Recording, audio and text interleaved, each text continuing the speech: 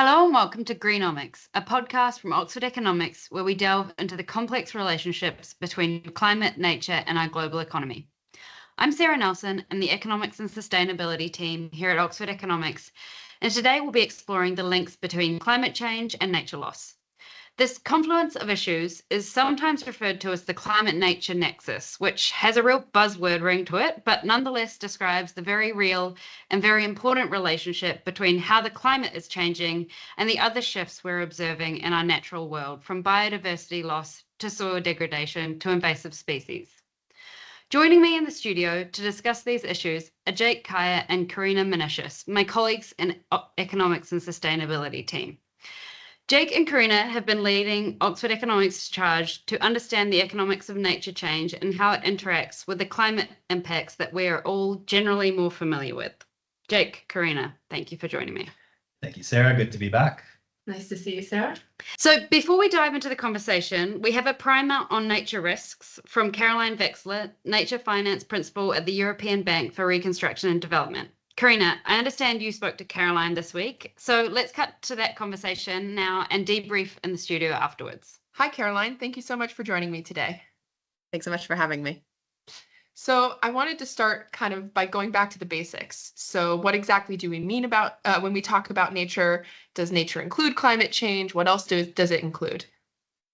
Yeah, absolutely. So just to caveat, so I'm going to be answering this question as an economist and not as an ecologist. So you might get slightly different answers depending on who you ask this question to. And also just in the context of the global debate and policy momentum around curbing nature loss. So nature encompasses, when we talk about nature in that context, it encompasses quite a lot. It encompasses land, forests, soils, freshwater resources, marine resources, and it includes both the living and non-living components of those ecosystems. So we're talking about quite a wide diversity of habitats and ecosystems. And I also wanted to point out a distinction between nature and biodiversity because the terms are often used quite interchangeably, but they're actually very different. So biodiversity is the diversity of life within ecosystems, which can be measured at different scales. It can be measured in terms of genetic diversity or species diversity or at other scales. And biodiversity is really important for the functioning of nature and of ecosystems. It makes ecosystems healthier and more resilient, which is particularly important in the context of climate change and threats that ecosystems might face. But those are two very different concepts, and they're both very important, but they're terms that shouldn't be used interchangeably. And so, I've mentioned quite a lot of different, terminology here, and I think that's part of what makes the nature conversation so overwhelming, is that it encompasses so many different things, and it can also seem really intangible. Oftentimes when people think of nature, they think of like pristine Amazon forests or exotic, tiger species. And while those are really important, they're important culturally, they're important as indicators of the functioning of different ecosystems. Nature is much more fundamental to the economy. So the way in which, as an economist, we conceptualize the contribution that nature provides to people and the economy is a term we call ecosystem services.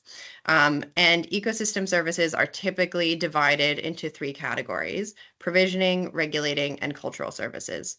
Provisioning services are the more tangible products and services that ecosystems provide. So agricultural products, fisheries products, water, forest products, etc. All of those products are very important for food systems and for people and wider supply chains and production systems. Regulating services represents the services that ecosystems deliver in terms of providing stable and functioning kind of broader systems. So that can be things like, well-functioning forest ecosystems are critical for climate mitigation and adaptation. Mangroves, for example, can provide resilience to storm surges, and also different parts of soil systems and root systems can provide water filtration. So that's just a sample, but ecosystems are really important to just the broad functioning of life on Earth. And then cultural ecosystem services are also really important. And so that can be things like, It's important for people to have access to green spaces or to be able to visit forests for their mental health or for their physical health. And those are also really important services that nature provides to people. And I think using that conceptualization of ecosystem services can help make it a little bit clearer of why, we don't just want to protect, restore, and conserve nature because it's wonderful. It's also really, really fundamental to how our economy functions. I've seen some studies that have estimated the value of ecosystem services to the economy. It's, I've seen huge numbers as big as like 125 to 140 trillion per year. I don't know that that is necessarily representative, but it just gives you a sense of the contribution that the nature, healthy and well-functioning nature provides to the economy and people. Yeah, that's really a good overview of how much nature encompasses. And I think when we're talking about climate and nature, like one way that kind of demonstrates that is the fact that climate is just one of the 9 environmental boundaries that scientists have said have set for Earth. So it's just climate is just one part of the broader sort of nature crisis. I guess thinking about how we translate that into for our listeners, like why should we care about nature loss? I imagine a lot of our listeners are quite familiar with the risks we face from climate change, but what are the risks that nature loss creates to businesses, to people? Yeah, absolutely. And just to add, I guess, a funny note on the kind of climate nature nexus point, our managing director at EBRD, he says that we have a nature crisis and climate is just one of the nature crisis. So I think climate tends to eclipse nature in terms of like the global agenda, but nature really encompasses all of climate and more. So why should we care? I mean, I mentioned before that, 125 to 140 trillion figure in terms of ecosystem services. There's also been studies that look at how much GDP broadly is reliant on nature. PwC did a study a couple of years ago, and they estimated that half of all GDP is moderately or highly reliant on well-functioning nature. And I'm going to steal from Simon Zadek. Rather than using that kind of half of GDP, 100% of the economy is 100% dependent on nature. We know this. It's pretty fundamental, right? Without clean water, without clean air, without forest products, without food, like the economy would cease to function. So that's really fundamentally why we should care about nature loss. But more so than that, nature is declining at a really alarming rate. So just to give a couple of statistics that are quite scary, but really reflect the losses that we're seeing in nature. We've seen significant tree cover losses over the past couple of decades, up to 12% of tree cover lost since 2000. About a third of topsoil has been degraded, and WWF has put out some figures in recent years on decline in the average size of wildlife populations of up to 68%. Since 1970, so huge losses of nature, and that really threatens the ability of those ecosystems to continue providing services to the economy. And much like climate is increasingly recognized as a financial risk, it's also nature is also being recognized as a financial risk. And that's been recognized through efforts like the Task Force on Nature-Related Financial Disclosures. For those of your listeners that are familiar with the Task Force on Climate-Related Financial Disclosures, it's follows a similar process and structure, and it's increasingly being uptaken by corporates and being demanded by investors because nature loss is also a critical threat to businesses and their ability to continue functioning. And we have started to conceptualize nature loss as a material financial risk to businesses from 2 perspectives. I've mostly talked about it from the perspective of dependencies, so the ways in which production systems depend on well-functioning ecosystems, and that's clearly a financial risk that businesses need to understand how much they depend on those ecosystem services. But at the same time, impacts on nature from a business perspective are also a material financial risk. So just to give an example, if a business doesn't really understand their supply chain or doesn't really care about their supply chain, and they're highly involved in supply chains that have a huge amount of deforestation, that's a big business risk. From a reputational perspective, from a regulatory perspective. So if there's a lot more pressure on certain countries to crack down on deforestation. If those supply chains are affected by new deforestation legislation, that's a huge potential risk for companies that don't have good supply chain traceability or don't have good visibility over whether or not their suppliers are producing in ways that are likely to face new policy and new legislation. So the TNFD and others are creating the infrastructure for companies to better understand how their businesses intersect with natural resources and nature from both of those perspectives. Yeah, that's really interesting, and I think kind of brings us to some ongoing developments around nature policy. So there was some exciting news for nature policy this month as the EU passed the world's first nature restoration law. And that law is aiming to restore at least 20% of the EU's land and seas by 2030. What does that mean for your work and for the future of nature policy? Yeah, absolutely. It was incredibly exciting, and I've been in actually meetings this morning with some of my colleagues in some of our EU countries of operations to talk about this because it's a very ambitious policy. Maybe just to take a step back before talking about the EU nature restoration law and give some context for those that haven't been involved in the ongoing global conversations on the Convention on Biological Diversity. So like the climate COP, there is actually a biodiversity COP as well. And the biodiversity COP in Montreal 2 years ago was the biggest biodiversity COP there's ever been. There was much more financial sector and private sector involvement in that COP than ever before. And what came out of that COP was the Global Biodiversity Framework, which is a broad set of ambitious global targets on nature restoration and transformation of business practices and a variety of things. And I really encourage everyone to have a look at it, that are trying to put the world on a path towards nature preservation and nature recovery. And that includes things that people might have heard of, like the 30 by 30 targets on, preserving 30% of terrestrial ecosystems. And so the EU Nature Restoration Law is really a follow-on to that. And it's an exciting development, which is an EU law and not an EU directive, which is super important in terms of how it's implemented and I guess the importance of it in terms of it being mandatory for EU countries to take forward. The EU Nature Restoration Law essentially sets out a series of targets that relate to different habitats and ecosystems and production practices that all EU member states are required to comply with.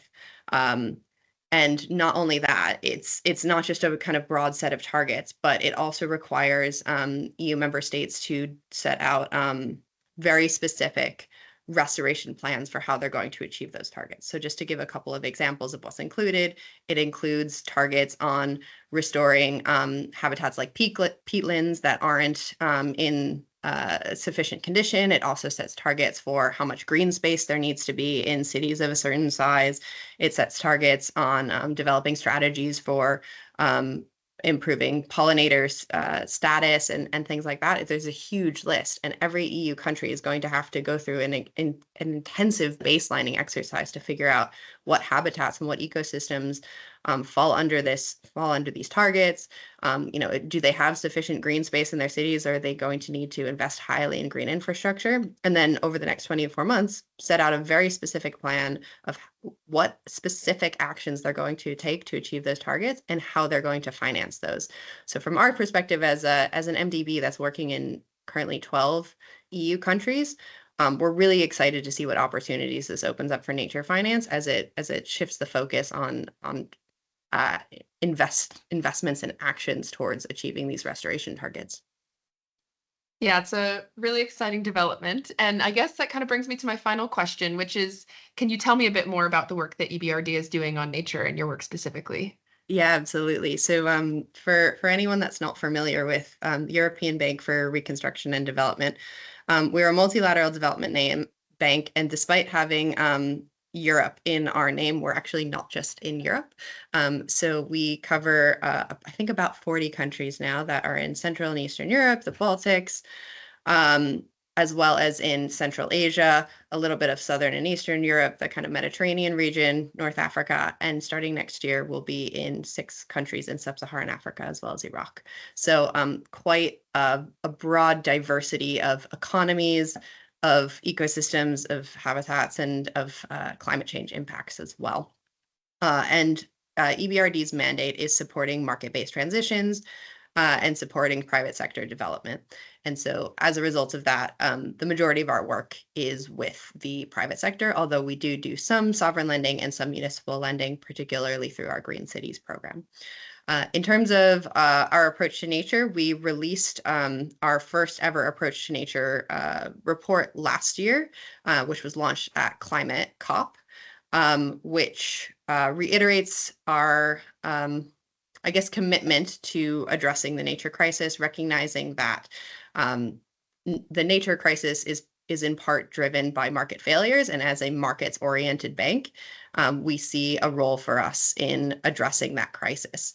That all said, there are obviously challenges broadly in nature finance because there isn't, in most cases, a direct revenue stream from investing in nature, and even more challenges when working predominantly with the private sector. But we are committed to finding ways to address it through our environmental and social policy and continued application of our strong environmental and safeguarding standards, and also through our investments and policy dialogue. And within that approach to nature, we highlight 3 areas where we are doubling down our efforts, and we see a particularly role for us as a bank, given our historic experience and our mandate. And those 3 areas are in blue and green infrastructure. So I mentioned our Green Cities program. We have a network of, I think, about 60 cities that we work with. And last year, we financed our first nature-based solutions project in one of those cities, which was very exciting. We're hoping we can use that as a template for more investments in blue and green infrastructure.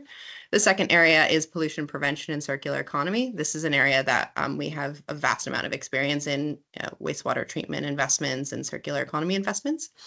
And we will continue to promote investments that reduce pressures on ecosystems in our countries of operation.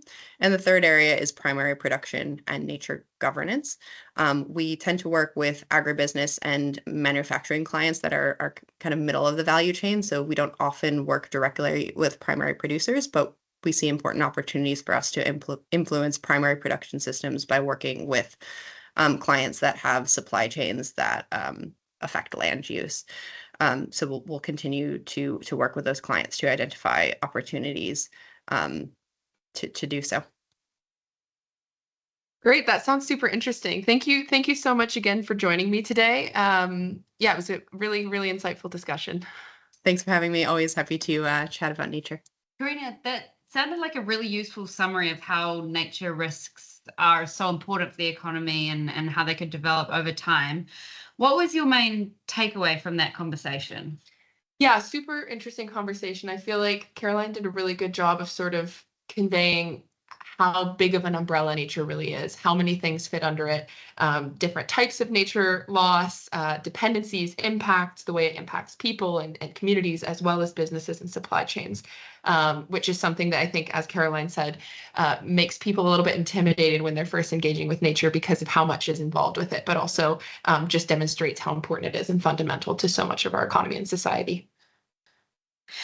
Thanks. I think one of the things that you touched on with Caroline, which, I'm certainly guilty of in my career, is that,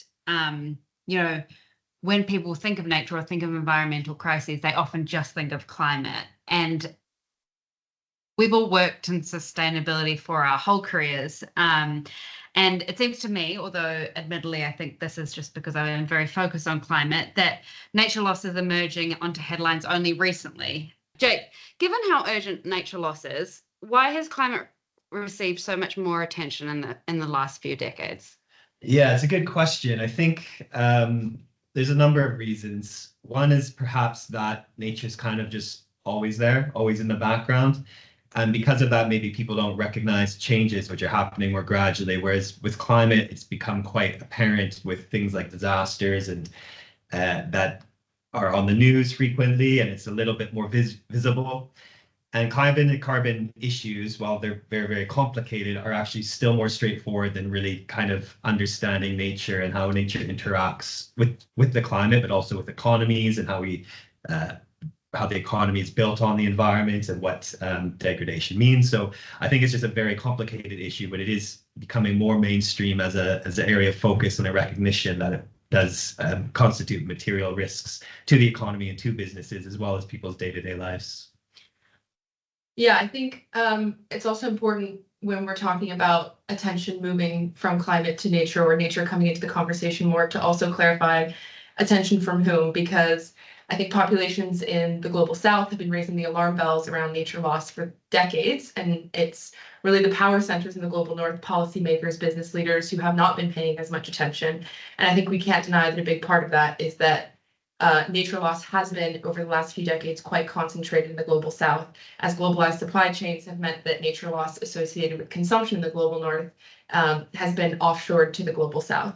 And so while it's not been on our footsteps in the global north, it's only now that we're starting to understand how these sort of complicated interrelationships with our supply chains and ecosystem dependencies mean that nature loss in the global south does actually create risk for the global north. And now we're starting to pay a lot more attention.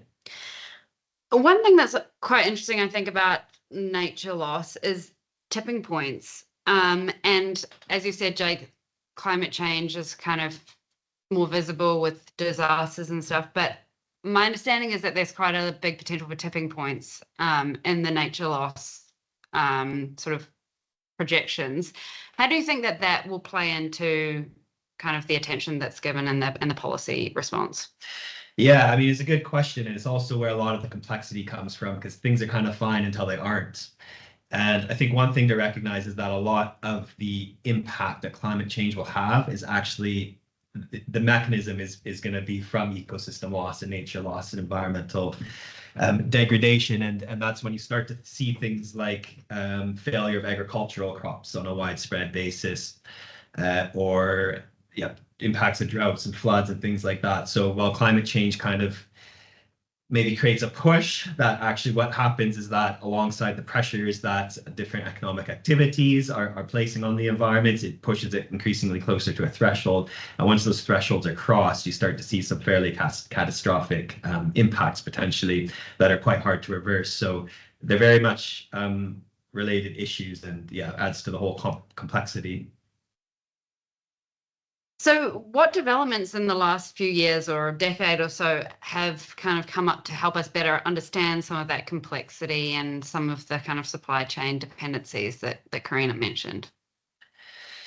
Yeah, I mean, there's various elements. As Carina said, I'm talking about as if these things are all new, but of course they've been around for decades and potentially centuries in terms of awareness for different groups, but becoming more mainstream or working its way into the kind of the day-to-day lives of people.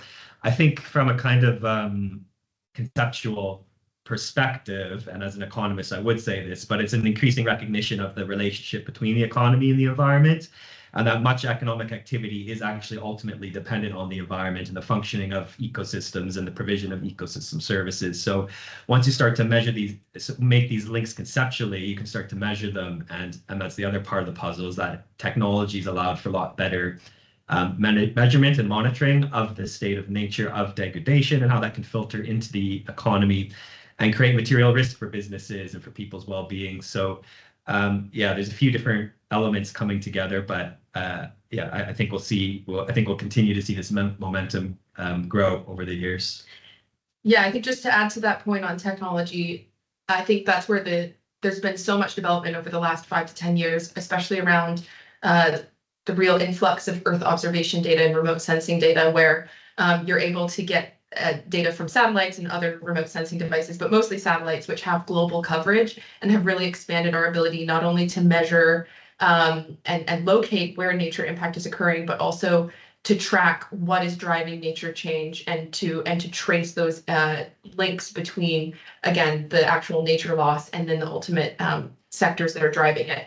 And there's lots of different ways or lots of different types of data that's been able to be collected, whether it's data on ecosystem condition and extent, which ecologists are then able to use to track nature loss globally, but also importantly, there's been a lot of new data coming out on locating where economic assets are within the economy, which is key to understanding what ecosystems are being impacted. And now with the advancements in AI, that's being pushed even further, where you have tools like Climate Trace, which are linking Earth observation data with AI to estimate greenhouse gas emissions from different facilities based on their smoke plumes. And that's all done using satellite data and AI, which is quite an interesting development. I think shows that over the next few years, this can just be pushed even further and expand our ability to not only understand these things, but then also there's obviously sort of enforcement and accountability mechanisms that those open up as well. And with the AI solutions, you mentioned Climate Trace, which is one I've looked into, super interesting. How reliable are they? Because, I mean, AI is a bit of guesswork, I think, in some aspects. So how reliable are they? And also, does that matter? Like, is it okay if there's some uncertainty, given that previously we didn't have any data on this kind of stuff? I think that's an important point to remember. I mean, even just with Earth observation data in general, when AI is not really in the picture, you're still talking about proxies. You're still talking about data collected remotely from satellites, which is attempting to proxy a measure on the ground. I still think it's worthwhile because it enables us to capture global metrics, which otherwise you have to go in person and collect and just wouldn't be feasible at a global scale. So even with that uncertainty, which I do think is somewhat measurable, you can ground source these things. I think it's still worthwhile using this data because otherwise we don't really have data sources with global coverage in the same way. Cool. So I understand that you've been using some of these data sources, Carina, to kind of explore the application of the data and the application of our economics tools to a particular industry. Can you walk us through the case study that you've been working on? Yeah, so using sort of all of these developments, we've been building out our own modeling capabilities. And so we sort of applied this to a case study of the French restaurant sector, which I think demonstrates this quite well. And so the French restaurant sector has a $1.4 billion supply chain, which spans 14 countries. So it's quite concentrated in France, but it does have a global impact. And unsurprisingly, food products and agriculture make up a significant share of that supply chain. And the agricultural sector is highly dependent on a range of ecosystem services. So it really represents that link between nature and economy really well. And this creates risks to the French restaurant sector because if the ecosystem services in the areas where it's sourcing food from are no longer able to provide those services, then that creates risks to the supply chain through disruptions or shortages and so on. And so what we were able to find is that 2/3 of the agriculture in French restaurant sector supply chain is sourced from France, and the rest is spread across a number of different countries. And using our model and some of this Earth observation data, we're able to estimate the specific ecosystems within each country that these products are likely being sourced from. And we found that 27% of agricultural products that French restaurants are purchasing are likely sourced from regions where nature is considered to be imperiled. So in other words, where nature risk is really high. And so what we found is that sort of the globalized nature of supply chains has exposed the French restaurant sector to nature risk in countries like the US and Morocco in ways that might not be immediately obvious if you're not using this sort of Earth observation data and complex supply chain modeling. So I think we actually touched a bit on this in previous episodes of Greenomics, and it kind of it's come up in this conversation, but there's the sort of double materiality aspect of all of this analysis where we've got both impact and dependencies. Jake, can you just briefly recap what that is and how this plays into the kind of example that Carina explored? Double materiality? Yeah, so double materiality broadly means looking at both impacts and dependencies, or impacts and risks, and opportunities can be thrown in there as well. So economic activity will have a negative or potentially positive impact on nature. So whether it's extractive uses or sometimes more restorative uses, if you're looking at positive impacts. And that's those impacts, if they, we'll talk about the negative side. So if they degrade ecosystems and environments, that can have knock-on effects for both local communities who live in the area, for things like climate change, but also negative economic impacts. And then that kind of gets into the dependency side. So there's also much economic activity that's also dependent on environment. So we kind of mentioned that a little bit earlier in the conversation. And where there's a dependency on the environment or on ecosystems, and those ecosystems are degraded, that has an effect on that economic activity. So there's a risk associated there where that link's made. And when you take these things together, that's sort of a double materiality, or sometimes called dynamic materiality, understanding that there's both an impact and a risk side or a dependency side that needs to be managed. And yeah, is important and meaningful and also measurable to businesses or governments. And so for the French restaurant example, Carina, if we take this example that there's some portion of the supply chain that's in a area that's imperiled, then that has dependency risk for the company as well. But also is the kind of marginal impact, and that's a bit of an economicsy term, but the additional impact of French restaurants' procurement from that sector, is that going to be larger in an area that's imperiled? Yeah, that's right. So you can think about through this double materiality lens, the French restaurant sector both depends on ecosystem services to provide the agriculture, but it's also associated with the land use that agricultural sector is using in the ecosystem. And when the ecosystem is in a state of peril, like you say, the marginal impact, the extent to which that additional land use is associated with potentially pushing that ecosystem closer to a tipping point, closer to a state of collapse, is greater than in an ecosystem where there's a bit more flex for additional land use change without these risks of tipping points. So it's really important to know where how much of your supply chain is dependent on very at risk ecosystem. So we always in Greenomics try and kind of ground the discussion in why it matters to business.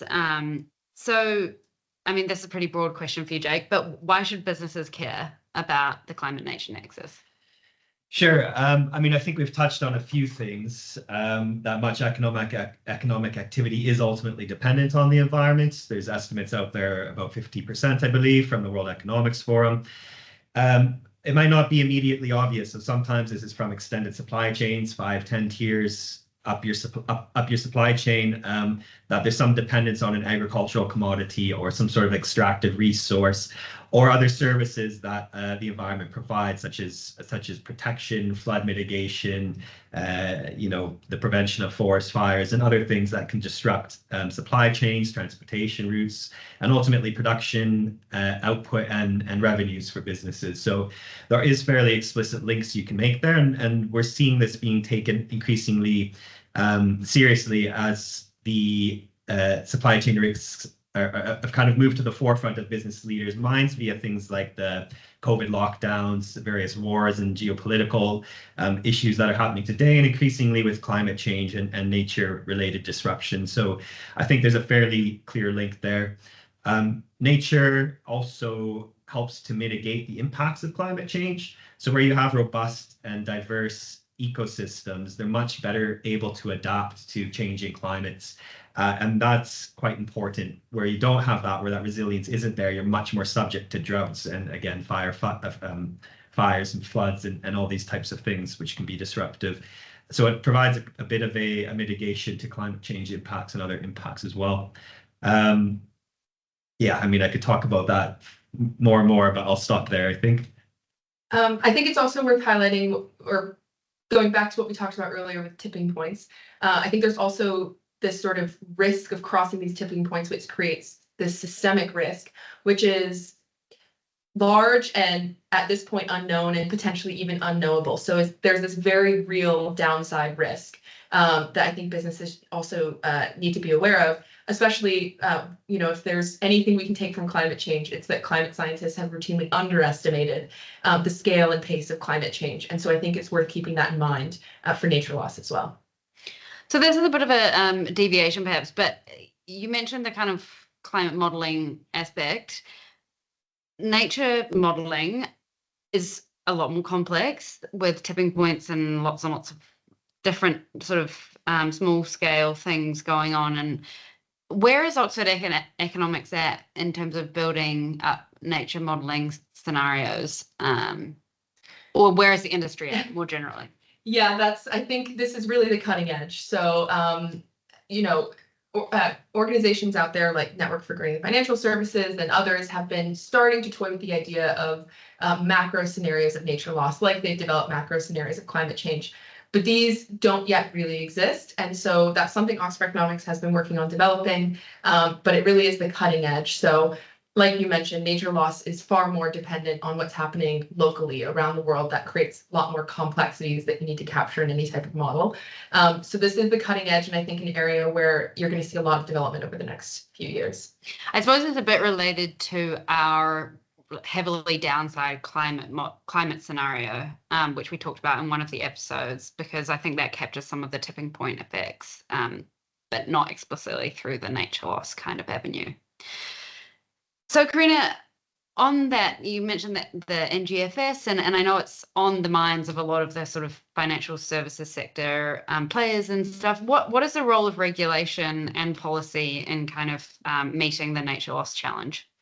Yeah, so I think we've seen a lot of developments again in the last few years on a regulatory front. So we've seen market-led initiatives such as the Task Force for Nature-Related Financial Disclosures pushing forward in developing these frameworks of what sort of metrics businesses should be disclosing around nature loss, nature risk, and impact.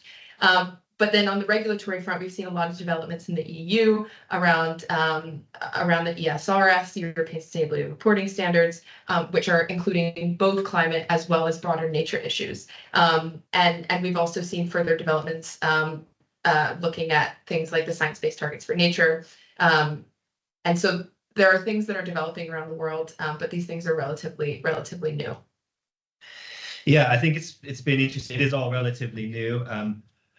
The CSRD in Europe is a legislated piece of legislation that companies do need to follow. So that does have some kind of compliance relevance. But there's a lot of voluntary adoption of other things that Carina's mentioned. And you also have other standard setting. Another interesting one is the United Nations System of Environmental Economic Accounting, which sets out a standard by which governments, like countries, can track the state of environment and the value, economic value it provides. And that starts to, well, by standardizing how that data is produced by statistical agencies, provides a kind of common transferable data sets that can help to feed into this type of analysis. But you're seeing things from that international level to domestic level governments. You're seeing it from NGOs, but also both market-led and business-led and really finance sector-led too. You're seeing quite a lot of action where actors within the finance sector are starting to recognize this as something that's actually matters for capital markets, capital at risk from nature issues. So I think we're seeing a lot of interest and action from a lot of different sides and increasing momentum, which is good to see. So I have one more question, and it's hopefully going to round out the conversation on a slightly more optimistic note. Are there any opportunities created by nature change and the global response to it? Sure, yeah. I mean, there's always opportunities anytime there's challenges and disruptions and risks. And there's also potentially an upside. There's lots of new demand for new technologies, as we've kind of talked about, how to measure things, how to monitor things. There's demand for expertise, ecological expertise, also economic expertise, scientific, but also around like social and engagement issues. How do you get people talking and communicating about these things? There's kind of really direct ways. I mean, we saw an interesting thing happen post lockdowns where there seemed to be a greater appreciation or people valued their green spaces more. And so being able to kind of allow people to access that value in different ways. And obviously that touches into things like tourism as well and ecotourism, but even just kind of standard tourism, how it actually operates and manages and draws value from the environment is an interesting area. Creative financing solutions, there's a big demand for. How do you actually fund a lot of this stuff? There's not necessarily a direct economic profit to doing so, although there is an indirect economic profit doing so. So that makes financing these things a bit tricky, and there's lots of room there. And there'll be increasingly new markets opening up as well. So I think there's plenty of opportunities. I think one thing I would add there is that there's also a lot of co-benefits to addressing nature loss, things like efficiency gains and reduced waste that can also help businesses' bottom lines. It's not just pursuing or addressing nature loss just for nature loss. There's also other benefits that can come with that. Great. Well, thank you so much for a really interesting discussion, you two. I am going to wrap up with a Greenomics gamble, the tradition. So, Carina, this will be your first Greenomics gamble. So it's 2 truths and 1 lie, and you have to pick the lie. So the first statement is that biodiversity hotspots represent just 2.5% of Earth's land surface, but support more than half of the world's plant species as endemics, meaning that they don't exist anywhere else. The second statement is that coral reefs support an estimated 25% of all marine species, despite covering less than 1% of the ocean floor. And the last statement is that 5% of global greenhouse gas emissions are generated by land clearing, crop production, and fertilization. So what do we think? I think it's got to be the agricultural. Yeah, I was going to say the last one as well. They all sound true, but it's the exact percentages I'm not too clear on. But yeah, I'll go with the last one. I agree. Yeah, you guys are right. I made it too easy for you. Too easy. Well, with that, all that's left to do is say thank you to Caroline Vexler for her insights over the phone, and to Jake and Carina for joining me in the studio today. Thank you, Sarah. Thanks, Sarah. And thanks for the listeners for tuning into this episode. This is actually our last monthly episode for now. Greenomics will be back to explore other sustainability issues after the summer. Please subscribe on Spotify, SoundCloud, or on our website, and feel free to write to us at podcasts@oxfordeconomics.com. That's it for today on Greenomics from Oxford Economics, where we know that money might make the world go round, but sustainability makes it a much nicer place to live. See you next time.